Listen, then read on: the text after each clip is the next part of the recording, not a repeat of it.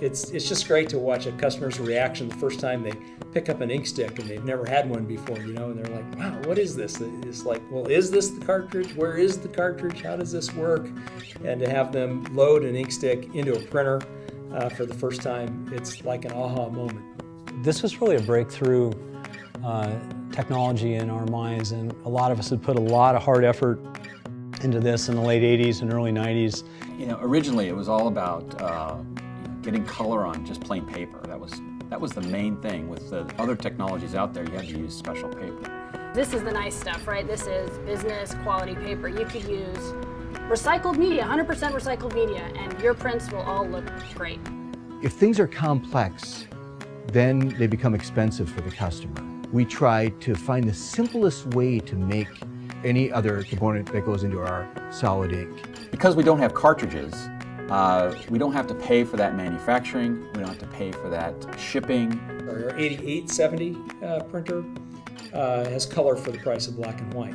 And this technology was designed from day one to be a color printing technology. We've never had a black and white solid ink printer. A lot of thought went into how we would utilize the technology, what the customer interface would be. And we could have made this ink into powder or balls or pellets.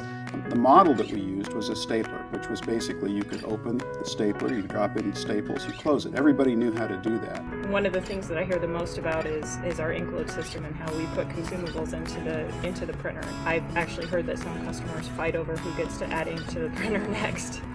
That's cool. Like, that's what makes your day when someone looks at it and goes, this is awesome, what is this? And you're like, this is what I do. This is my job, is I make this.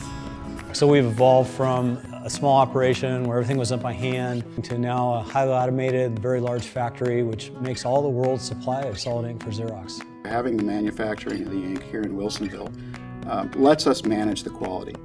They seem like simple crayons, but in reality, we've invented molecules. I probably invented 5,000 molecules and maybe about 700 dyes. We had a vision, even from the early days, that we would have solid ink on the desktop up through production. And it took us a few more years than I would have liked to have seen, but we have that today. We're up to 2,000 pages a minute, and we haven't really gotten anywhere near the theoretical limits of how fast solid ink can go. So we test full coverage images, which is not particularly customer-like, but we run it to the max to verify that in all cases it exceeds life.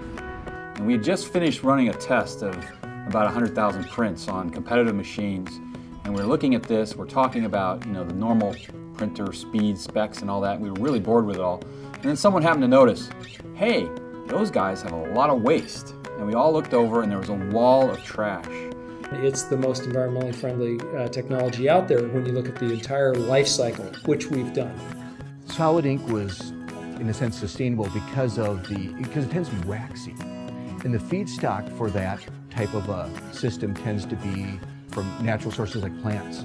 This sort of work to be greener is just a way of life for us out here. It was not the conscious thought, it's just the way we work.